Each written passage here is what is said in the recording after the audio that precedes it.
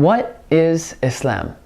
Since this is obviously a pretty huge question which could potentially include this entire series, this video will attempt to explain Islam on its most basic and fundamental level. While most religions are named after a person or a group of people, the word Islam actually describes the spiritual state of the believer. Islam means submission and surrender to the will of God. And a Muslim is a person who strives to live in a state of Islam, to live in a way that is pleasing to God and in tune with His will. By its very nature, Islam cannot be a part-time religion, something we do once a week or only on holidays. Islam is 24 hours a day, 7 days a week, and 365.25 days a year. It influences everything we do, every choice we make, the way we interact with others, even the way we understand and appreciate the world around us. Exceeding the confines of just a religion, Islam is seen as a complete way of life, or deen in Arabic.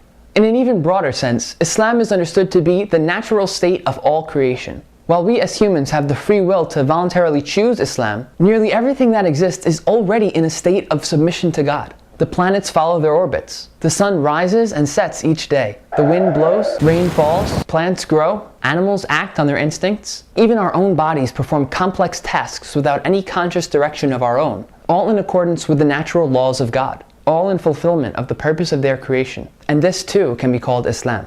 In the same sense, Islam is seen as the natural state of human existence. At birth, we are in a completely pure and natural state, aware of God and in sync with His will. This innate nature we possess is known as our fitrah. Though we acquire a variety of beliefs and personality traits as we grow up, that fitrah remains with us. Whether we call it our conscience or moral intuition, it's the reason we know deep down that God exists, that we recognize basic right and wrong, and that we long for a spiritual connection with the divine.